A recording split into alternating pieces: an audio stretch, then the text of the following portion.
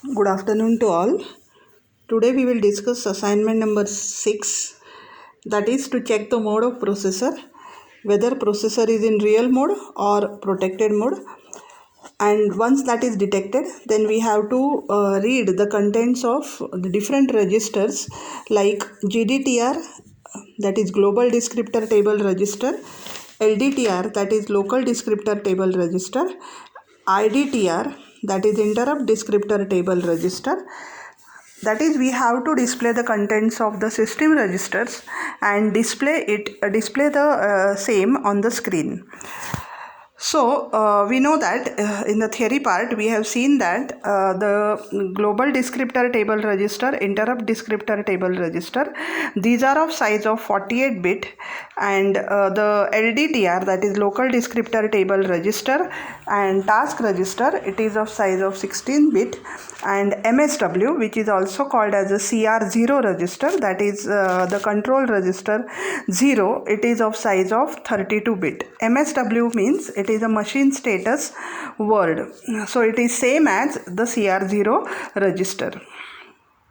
So now see, we have to first check whether the operating mode of the processor is a real mode or a protected mode. So for that purpose we will check the PE bit of the control word register, that is CR0. CR0 register, we know that it is a 32 bit register, and this particular register contains different bits.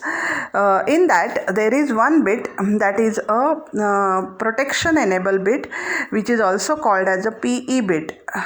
By checking this particular bit, we can check whether processor is in real mode or whether processor is in protected mode. So if the PE bit is 0, processor is in real mode, and if PE bit is 1, processor is in protected mode.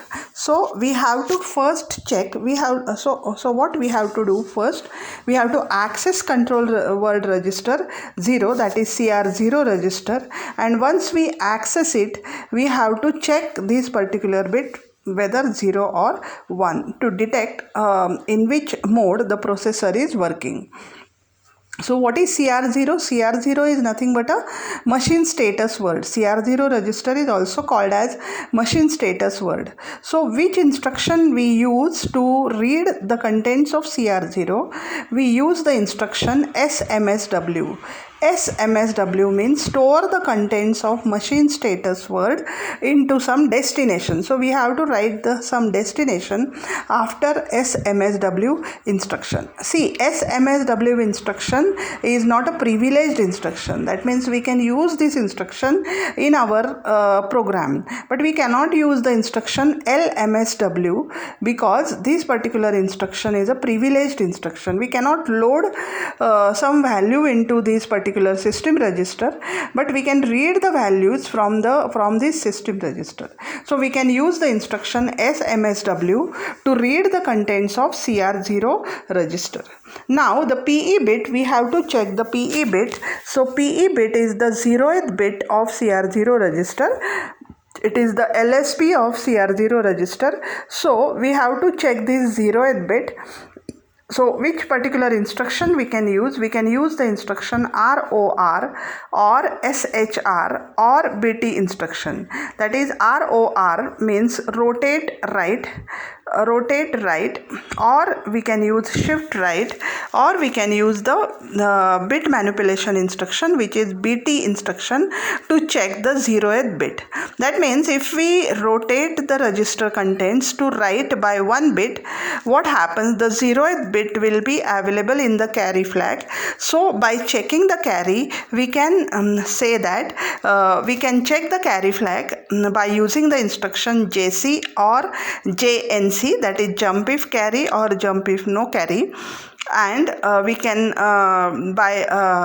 if the carry flag is set, then we can say that processor is in protected mode, and if the carry flag is not set, we can say that the processor is in real mode. So, and we can display the message accordingly. That means this is the first part of your experiment. That is, we have to check the mode of the processor, whether it is in real mode or protected mode. right? And we have to display the message whether it is in real mode or protected mode. That is, processor is in real mode or processor is in protected mode. Now once you get this, the processor is in, if the processor is in real mode, then you don't have to access these registers, because these registers are not available. GDTR, LDTR, IDTR, these registers are not available in the real mode. These registers are only available in the protected mode.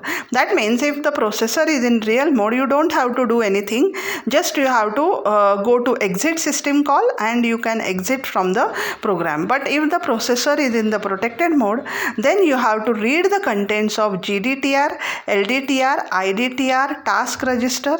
These contents we read it by using the instructions, and these instructions we call it as a system instructions. So see, store register contents by using the instruction SGDT into bracket GDTR. GDTR, this is the variable which we have to declare under section.bss. GDTR, this GDTR is not a register. It is actually whatever we have written in bracket, it is the variable where we are storing the contents of GDTR register into that variable. That means see, these contents are stored like this. These contents are stored in the memory like this. So to display, so we will directly see the program. So just a minute.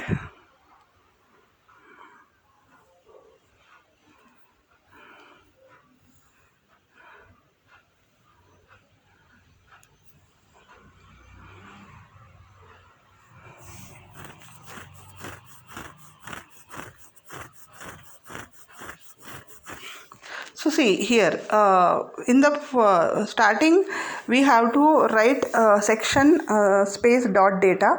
Under section dot data we are declaring different strings, that is, we are declaring different messages. So first message is processor is in real mode. Already we have seen that whenever we are declaring any message or any string, we have to declare its length also. So here see, in this case R mode message, this is the name of the message, db define byte, and we have written here processor is in real mode. This particular string we have declared. Then R message underscore length, this is the length, that particular message length we have declared. EQU, that is the equate assembler directive we have to use over here, and $- R mode message we have written. That means this already I have discussed in the previous assignments, how we have to declare the message and its length. So every time whenever you are declaring the message, you have to declare its length also. Similarly, we have declared the message processor is in protected mode, right? Then we have declared the message GDTR contents are, LDTR contents are, IDTR contents are. Actually these are GDTR contents. We are displaying the contents of the register GDTR. It is not GDT, actually it is GDTR contents are, LDTR contents are, IDTR contents are, and task register contents are, and we are displaying the machine status word also. So all these messages along with their length we have declared under section dot data. Now this is a colon message, COLMSG db and colon, single quote and colon. Now what is this colon? Whenever we are displaying the contents of GDTR, it is actually, GDTR is actually a 48-bit register. So this 48-bit register is divided into 32-bit base address and 16-bit limit of the GDT. What the GDTR register contains? GDTR is a 48-bit register. It consists of the two parts. First part is 32-bit base address of GDT and 16-bit limit field of GDT. So to differentiate this base address with the limit field, we have put a colon after the base address. That means once we display the 32-bit value, we are displaying the colon, and after colon we are displaying the 16-bit limit field, right? That's why we have declared here the colon message, COLMSG. Then under section.bss, now see, we are storing the contents of GDTR into some variable or contents of LDTR into some variable. So all these variables we have to declare under section.bss because these are the uninitialized variables. We have already seen that under section.bss we are declaring the uninitialized variables. So GDT is a uninitialized variable, and in this particular variable we are storing the 48-bit value of the GDTR. So 48 bits. So how do we declare it? We are reserving one double word, that is RESD. Double word is 32-bit and RESW1. So we are reserving double word and we are reserving word. So total size is 48 bits. So we are reserving the 48 bits for this GDT variable. Now see, LDT, in this LDT variable we are storing the contents of LDTR, but LDTR is 16-bit, so we have only written here RESW. That means we have reserved only a word that is 16 bits. One word we are reserving for LDT. IDT, reserve double word 1 and reserve word 1. So why we have reserved one double word and one word? Because IDTR register is 48-bit, so we require total 48-bit space to store this IDTR contents. That's why we have reserved one double word and one word. And task register we have reserved one word because the task register is a 16-bit value. Then CR0 data. So whatever the CR0 we read, this particular CR0 register is a 32-bit register. So we are reserving double word, that is CR0 underscore data RESD1. We are reserving the double word because the size of CR0 register is 32-bit. And dnum underscore buff, reserve bytes for this particular buffer or this particular array we are reserving for the display purpose, displaying of that value. For that purpose we require one buffer or one array that is the ASCII array. So dnum underscore buff, reserve bytes 04. 4 bytes we have reserved for this particular array. This will be more clear whenever we see the further program. Now see, here we have declared the macro. So this is a declaration of macro, percent macro. This is the we can say format of writing the macro, percent macro. Then macro name is print. This is, you can give any name, and these are two are the variables that we are passed whenever we call the macro. Move RAX, 1, move RDI, 1. This particular macro we are using it for displaying different messages. So we are using the write system call macro over here. So move RAX, 1, move RDI, 1, move RSI, %1, move RDX, %2, syscall and %end macro. So in place of %1 and %2 we are passing different messages and its length, so that see, every time this particular message whatever we have to print is different, right? So we are using here %1 and %2. Right, that will be more clear whenever we see the further program where we have called the macro.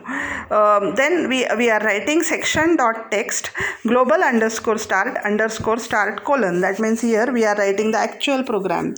So here see, first is SMSW EAX. So what is SMSW? SMSW is the instruction which is storing the contents of machine status word in EAX register.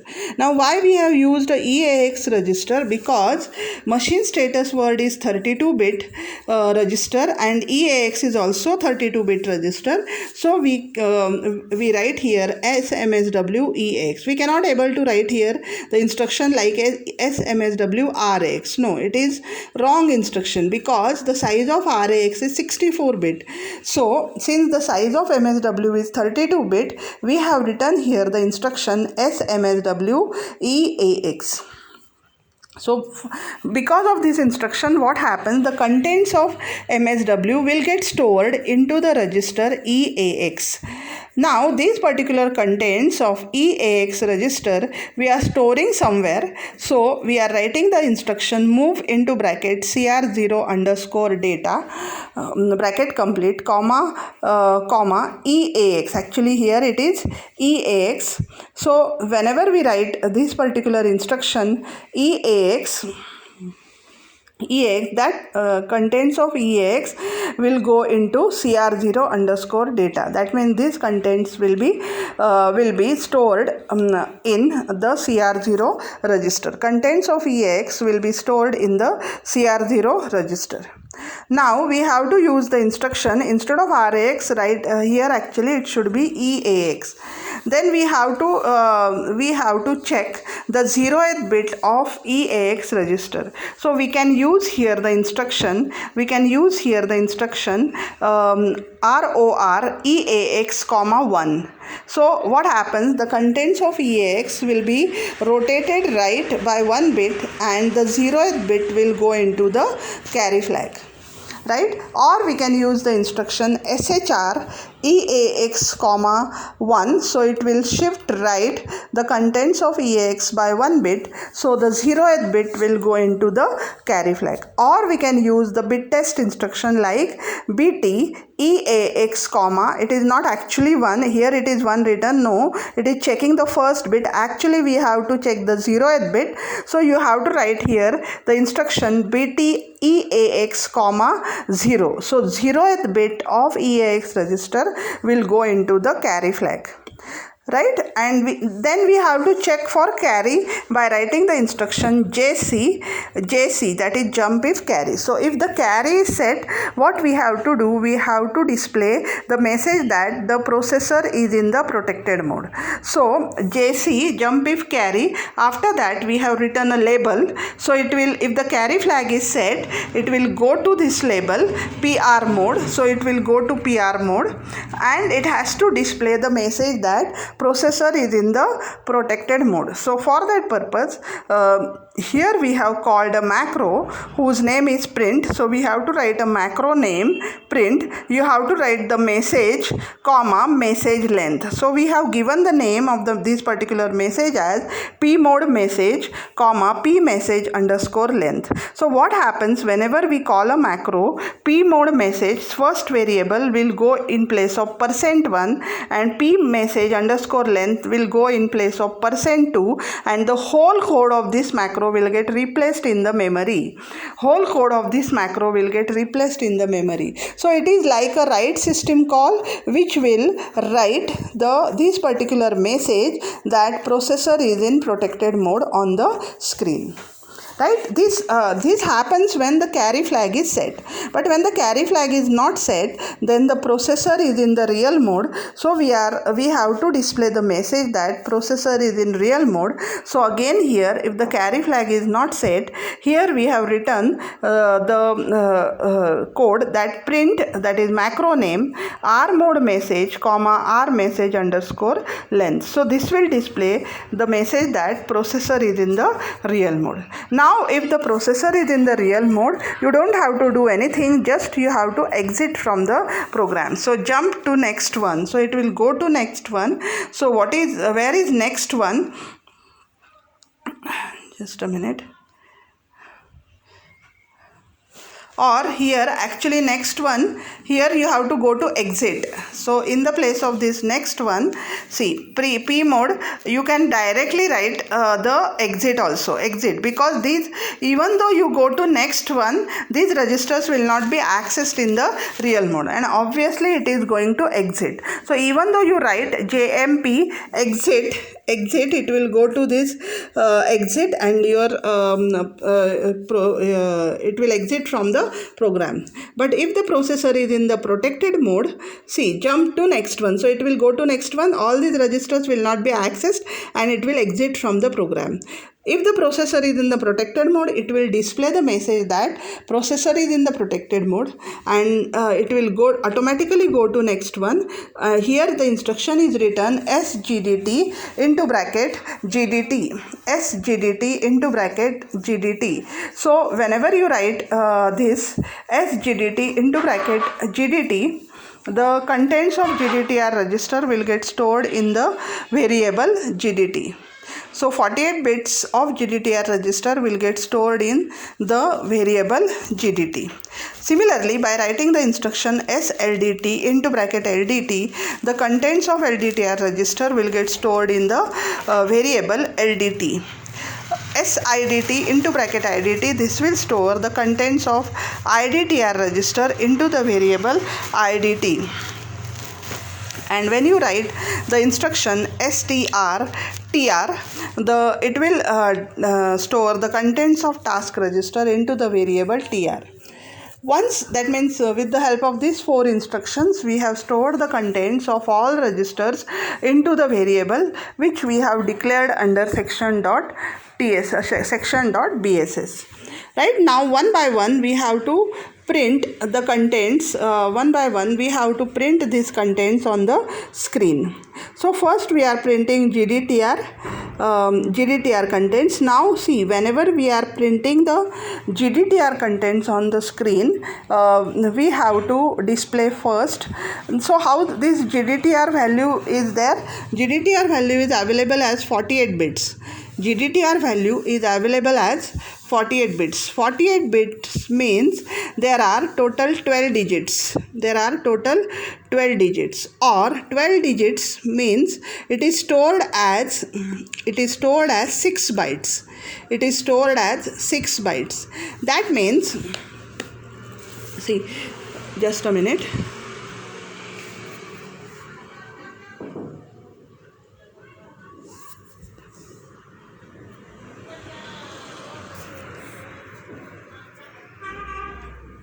So see, if the contents of this GDTR are like 1, 2, 3, 4, 5, 6, 7, 8, 9 A, B, C. See, this is a 48-bit number. 48-bit means how many hexadecimal digits? 1 hexadecimal digit corresponds to 4 bits. So 1, 2, 3, 4, 5, 6, 7, 8, 9 A, B, C. This is the 48-bit number. Now how this 48-bit number is stored in the memory? This is stored in the memory as the 6 bytes. So how it is stored? It is stored like this. The GDT plus 0, at the GDT plus 0th location, the BC is stored. At GDT plus 1 location, 9A is stored. At GDT plus 2 location, 78 is stored. GDT plus 3 location, 56 is stored. GDT plus 4 location, 34 is stored. And GDT plus 5 location, 12 is stored. So in this case, see how many locations you require. How many locations you require? You require total, just a minute, you require total 6 locations to store the contents of GDTR. So when you write in the program the instruction like move bx comma into bracket GDT plus 4. Now what this instruction will do? This instruction will read the 2 bytes because your destination is BX. So destination is a 16-bit register. So it will read how many bytes? It will read total 2 bytes. First byte is from the location GDT plus 4. It will be read and it will be available in BL register, and contents of GDT plus 5 will be available in BH register. So what the BX register will contain? After this instruction, the BX register will contain the 1, 2, 3, 4 H. Right? Similarly, whenever you write the instruction move bx comma GDT plus 2, it will read the 2 locations GDT plus 2 and GDT plus 3. These 2 bytes will be available in BX register. These 2 bytes will be available in BX register. So when you write the instruction move bx comma into bracket gdt plus 2, 5, 6, 7, 8 will be available in bx register. And whenever you write the instruction move bx comma into bracket gdt, that means you are reading the contents of gdt plus 0 and gdt plus 1. So the bx will contain 9a bc. After execution of this instruction move bx comma into bracket gdt. I hope everybody is understanding. That means we are reading total these 6 bytes. Total these 6 bytes we have read by writing the instruction, writing these 3 instruction. Now once we read one word, we will display this word on the screen by using display procedure. So just a minute.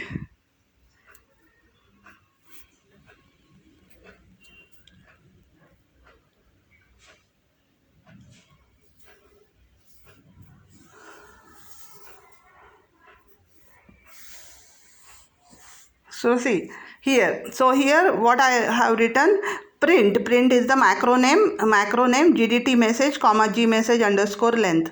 So this will display the message that gdtr contents are move bx comma into bracket gdt plus 4. So what happens, the 2 bytes, the most significant 2 bytes will get stored in bx. Then we are call print underscore num. So we are calling a display procedure whose name is print underscore num, which will print the contents of bx register on the screen. So first 2 bytes, that is 1, 2, 3, 4, it get displayed on the screen. Now I have to access the next 2 bytes. So I have written the instruction move bx comma into bracket gdt plus 2.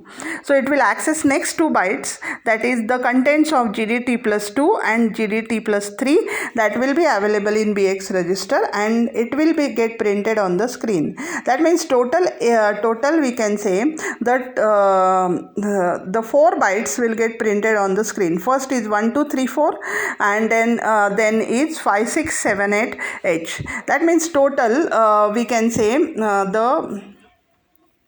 not 8 bytes, we have printed 4 bytes. Total 4 bytes are printed, that is 1, 2, 3, 4 and 5, 6, 7, 8. Now we have to display the colon. That's why we have written over here print colon message comma 1. So so what happens with this instruction, we are calling a macro again, we are displaying the colon that we have declared under section dot data.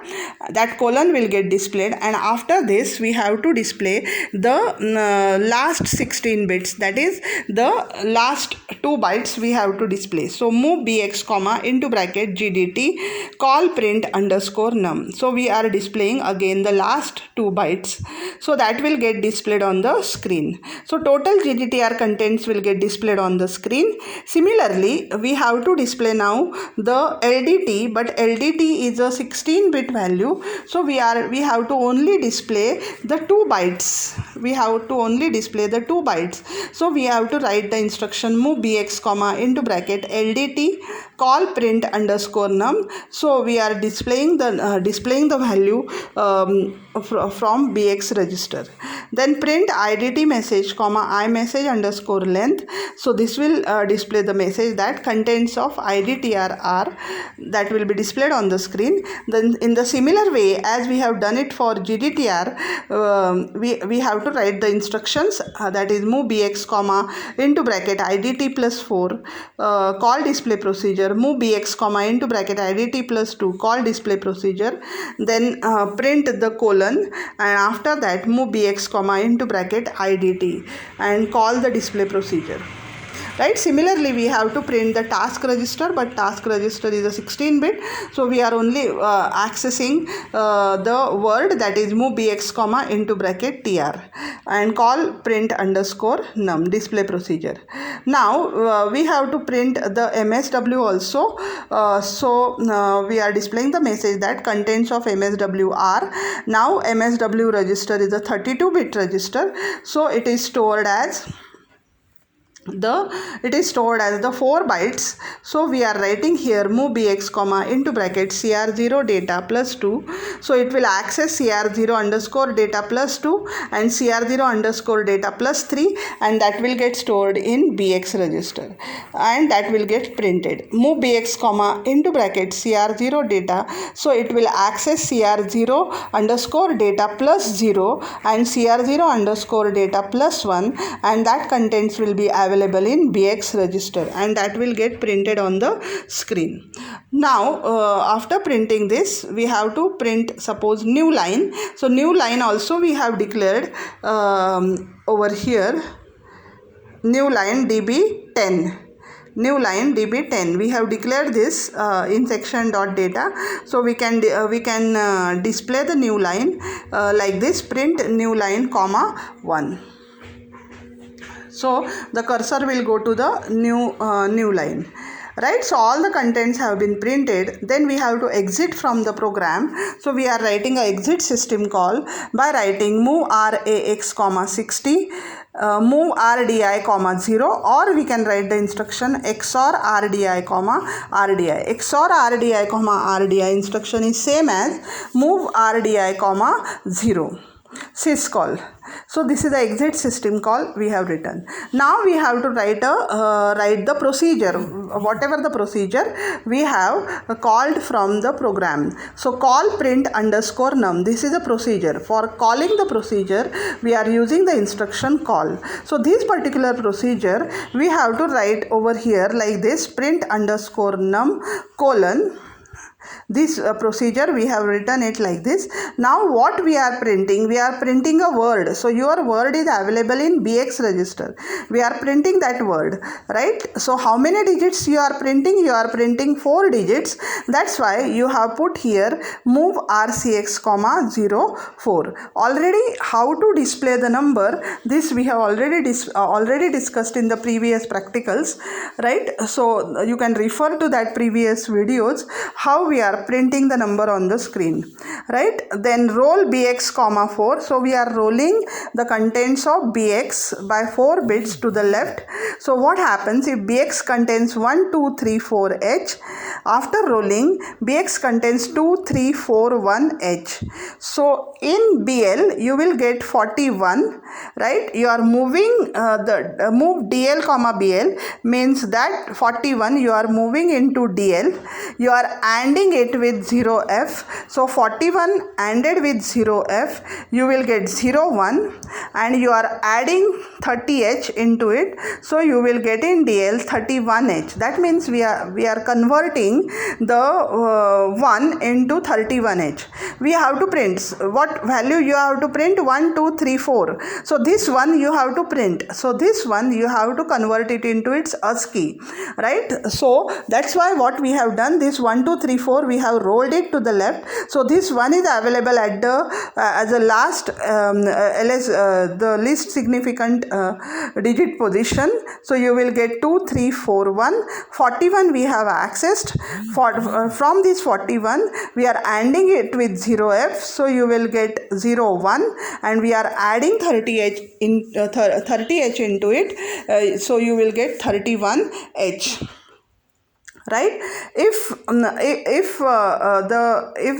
this is less than 39h, then you have to add, you don't have to add anything. But if it is greater than 39h, then you have to add 7h extra. This part already we have seen to convert the hex number into its ASCII. And once we convert this into its ASCII, we are storing it by writing the instruction move into bracket RSI comma DL. So 31h gets stored into the memory location pointed by RSI. So where RSI is pointing, see at the starting we have written move RSI comma dnum underscore buff. So this is a buffer we have already declared under section dot BSS, and we have declared it. How many bytes we have reserved? 4 bytes, because suppose your number is 1 2 3 4, that is a word.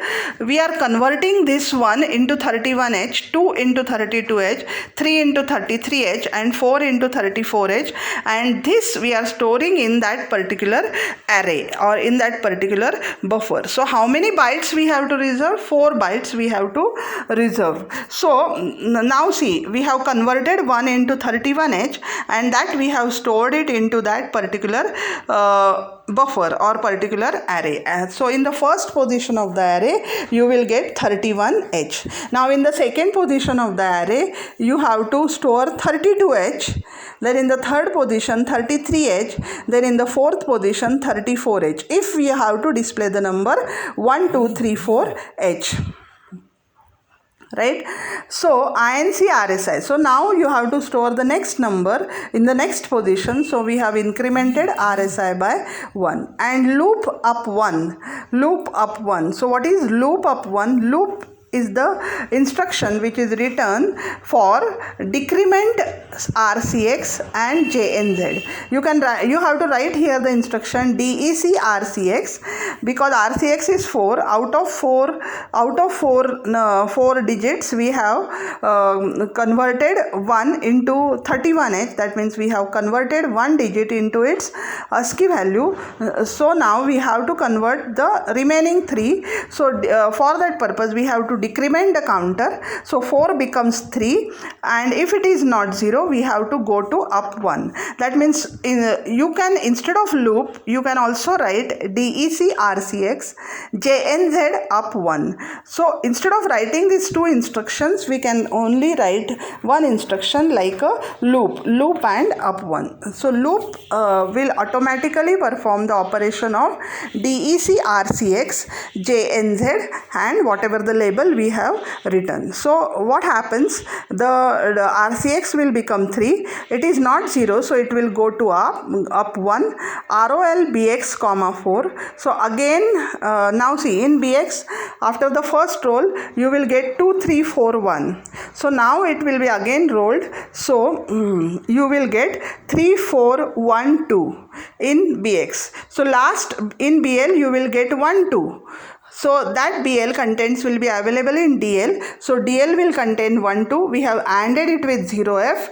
So 1, 2 is ANDed with 0F. You will get 2. We are adding 30H. We are comparing it with 39H. It is greater than 39H. We have to add 7H extra to convert it into its ASCII. Already in previous videos I have told you why we have to add 7 extra. Right, and this we are storing in the second position of the array. Right, in this way we are converting, suppose your number to be displayed is 1, 2, 3, 4H. We are converting 1 into its ASCII, 2 into its ASCII, 3 into its ASCII, 4 into its ASCII, and all ASCII values we are storing in this buffer denum underscore buff. Now what is the thing remaining? You have to display this number on the screen. So you have to call a macro, that is the macro name is print, then the buffer denum underscore buff, and how many bytes are there, what is the size of that buffer, 4 bytes. So we have to write here 4. Right, so that will display 1, 2, 3, 4 on the screen. And at the end of the procedure always you have to write return. So whenever you write the instruction RET, automatically the control goes wherever you have called from the main program. So you are calling from the main program at number of places. So wherever you have called, see, whenever the call instruction gets executed,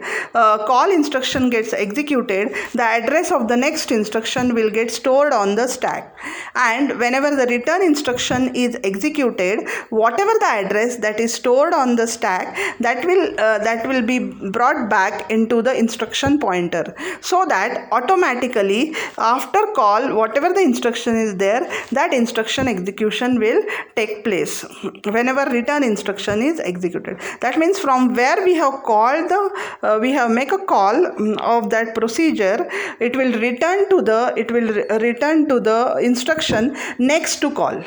So at number of places we are calling the subroutine or we are calling the procedure.